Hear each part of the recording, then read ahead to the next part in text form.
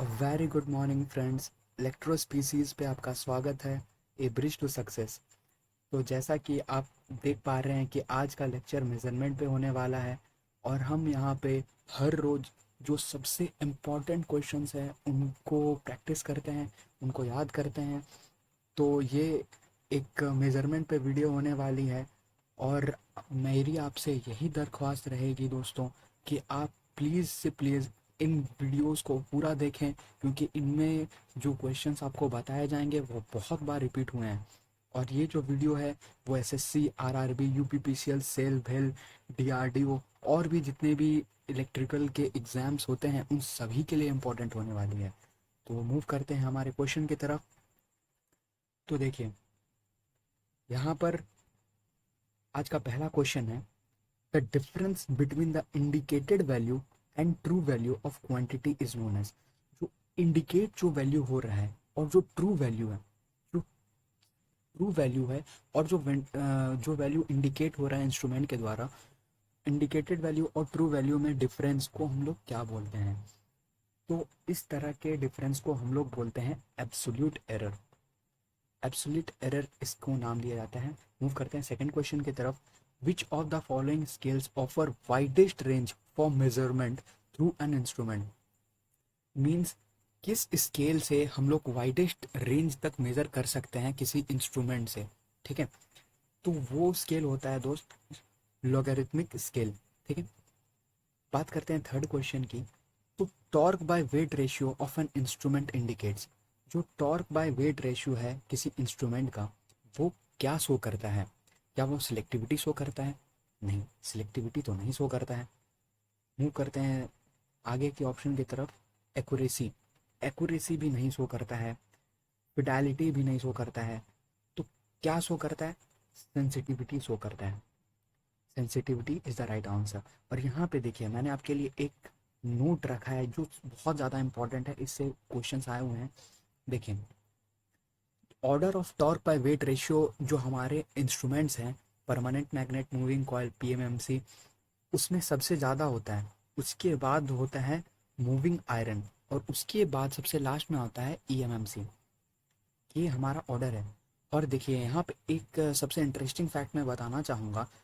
Torque by weight ratio जिसका सबसे ज़्यादा होगा, मीन्स यहाँ पे पीएमएमसी का टॉर्क बाय वेट रेशियो सबसे ज़्यादा है, मीन्स उसमें जो फ्रिक्शनल एरर होगा, जो उसमें फ्रिक्शनल एरर होगा वो बहुत कम होगा।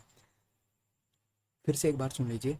टॉर्क बाय वेट रेशियो जिसमें सबसे ज़्यादा होता है उसका फ्रिक्शनल एरर सबसे कम होता है। मीन्स पीएमएमसी का टॉर्क बाय वेट रेशियो सबसे ज़्यादा है, मीन्स ये एक अच्छी बात है। पीएमएमसी का फ्रिक्शनल एरर कम होगा। ठीक है, मूव करते हैं फोर्थ क्वेश्चन की तरफ।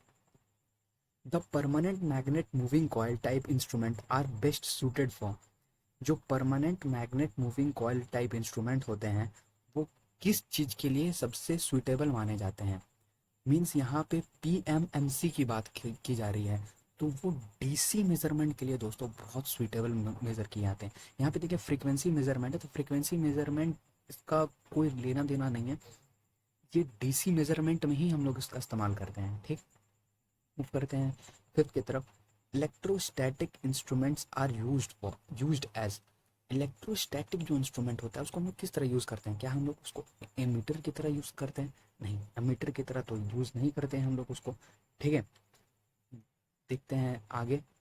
क्या हम लोग उसको वोल्ट मीटर्स की तरह यूज़ करते हैं? हाँ, हम लोग उसको वोल्ट मीटर्स की तरह ही यूज़ करते हैं।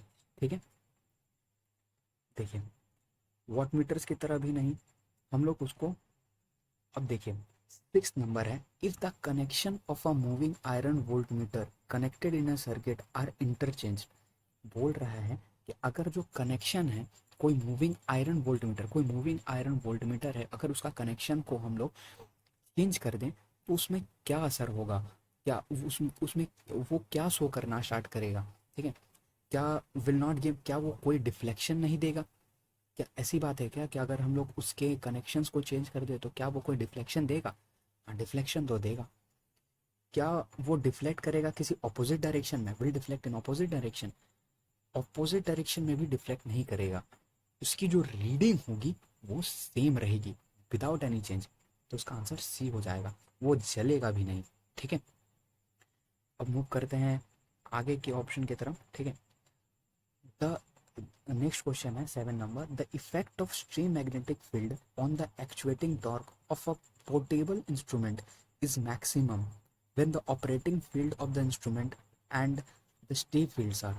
देखिए, स्ट्रीम मैग्नेटिक फील्ड क्या होता है? स्ट्रीम मैग्नेटिक फील्ड होता है जो एक्सटर्नल मैग्नेटिक फील्ड काम करता है किसी भी इंस्ट्रूमेंट पे। तो क्या बोल रहे हैं यहाँ पे, जो इफेक्ट होगा स्ट्रीम मैग्नेटिक फील्ड का ऑन द एक्चुएटिंग टॉर्क पे किसी पोर्टेबल इंस्ट्रूमेंट पे, वो मैक्सिमम कम होगा, is maximum when the operating field of the instrument and the stay field. वो मैक्सिमम कब होगा?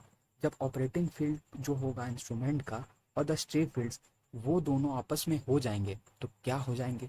क्या वो परपेंडिकुलर हो जाएंगे तब ऐसा होगा? नहीं, परपेंडिकुलर के कंडीशन पे ऐसा नहीं होता है। देखते हैं आगे। देखिए, क्या वो पैरेलल हो जाए? हाँ, पैरेलल हो जाए तो हमारा काम बन जाएगा।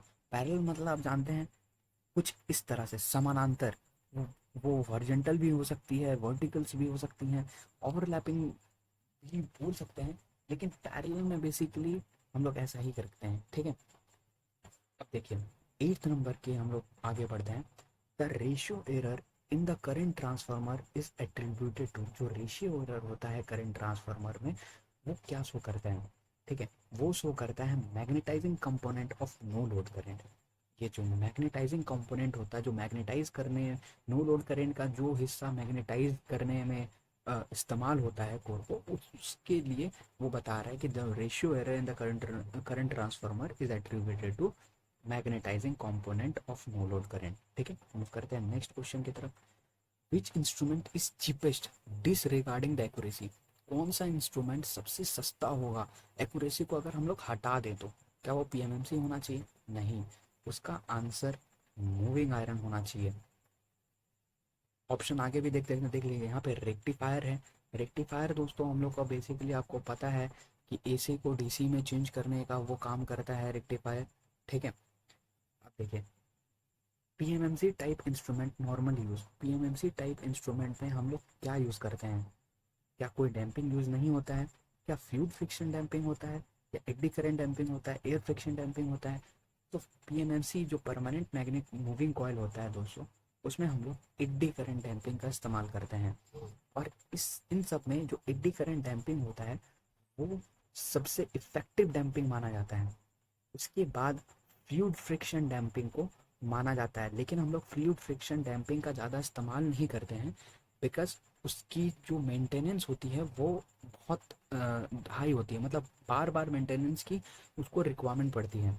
और जो एयर फ्रिक्शन डैम्पिंग है उसका इस्तेमाल हम लोग करते हैं किसी किसी इक्विपमेंट से मूविंग और बाकी इंस्ट्रूमेंट में हम लोग एयर फ्रिक्शन डैम्पिंग का भी इस्तेमाल करते हैं। एयर फ्रिक्शन डैम्पिंग जो होता है उसको हम लोग न्यूमेटिक डैम्पिंग भी बोलते हैं दोस्तों, ठीक है। इस वीडियो की जो पीडीएफ है वो आपको डिस्क्रिप्शन बॉक्स पर मिल जाएगी, तो प्लीज़ उसे डाउनलोड कर लें